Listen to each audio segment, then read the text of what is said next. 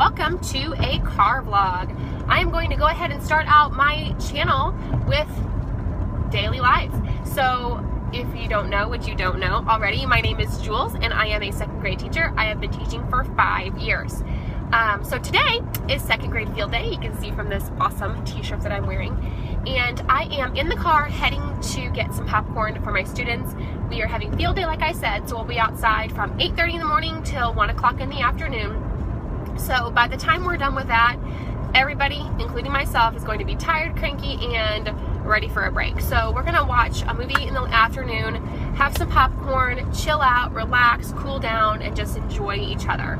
The students were a little bit crazy this morning, so it was nice to be able to pass them off to the art teacher and be able to get this task accomplished this morning. I'm thinking about this morning as I'm driving some of the things that start to happen at the end of the school year. You know, you start to think about what are we going to do next year? What kinds of things will I do to make myself a better teacher next year? How will I help myself next year? How will I help my students next year? What am I going to do?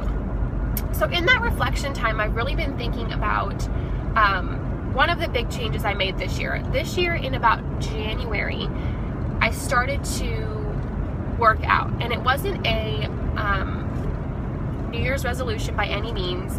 I was very, very stressed out from the school year, from my class, from just the whole vortex of being a mom and a teacher and having so many people to care about, that I was forgetting to care about myself.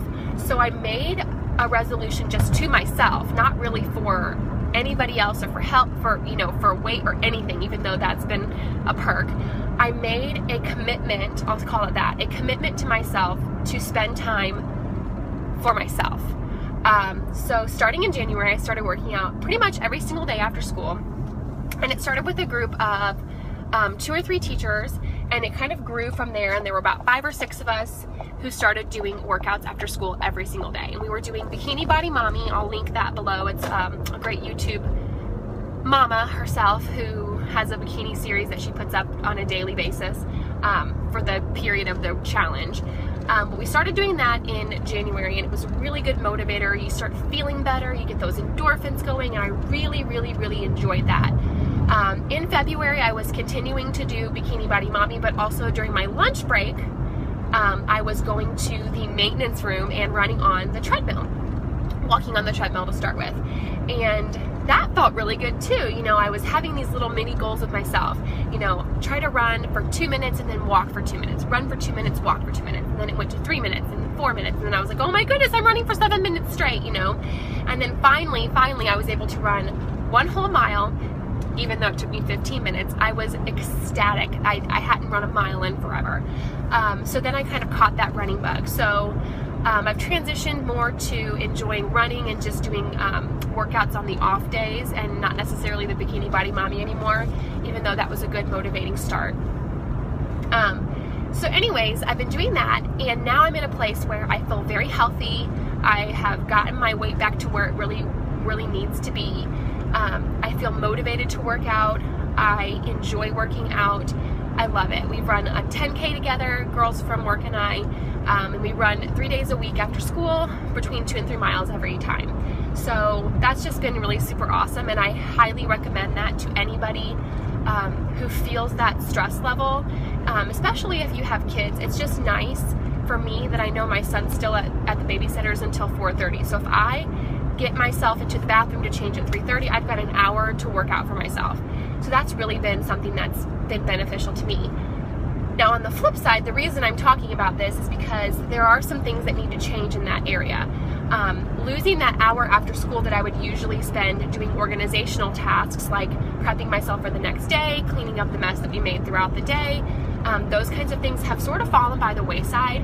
And this year it was worth it to me because I was in such a bad place physically and mentally that I just needed to be there for myself. So I don't regret it, but now looking forward to the future, I need to think about ways that I can make that work better for myself as a person and mix it with myself as a teacher also, because then that lack of organization was causing me stress stress in a different way. So next year my goal is to really work on spending my morning time when I get to school before the kids get there, spending that morning time really focused on getting myself ready the way I usually would at the end of the day. So, you know, a lot of times I'm drinking my breakfast shake and I'm talking with people and kind of chit-chatting and just kind of decompressing from, you know, getting ready and all that stuff. I just kind of breathe a little bit and chat, but I really need to spend it organizing myself and getting myself prepped for that day.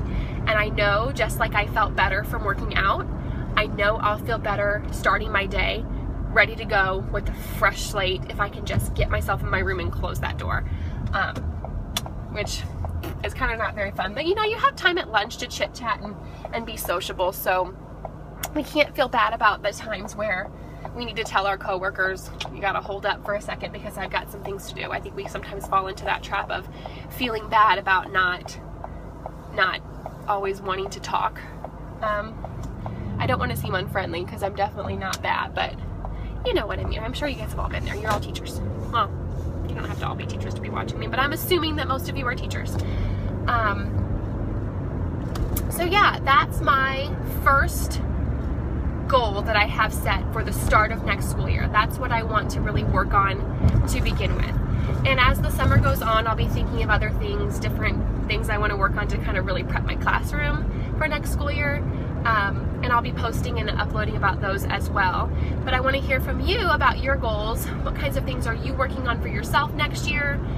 Where do you place your most importance? For me this year, and probably still at the beginning of next year, I've really got to pay close attention to myself because I've spent too many years not doing that.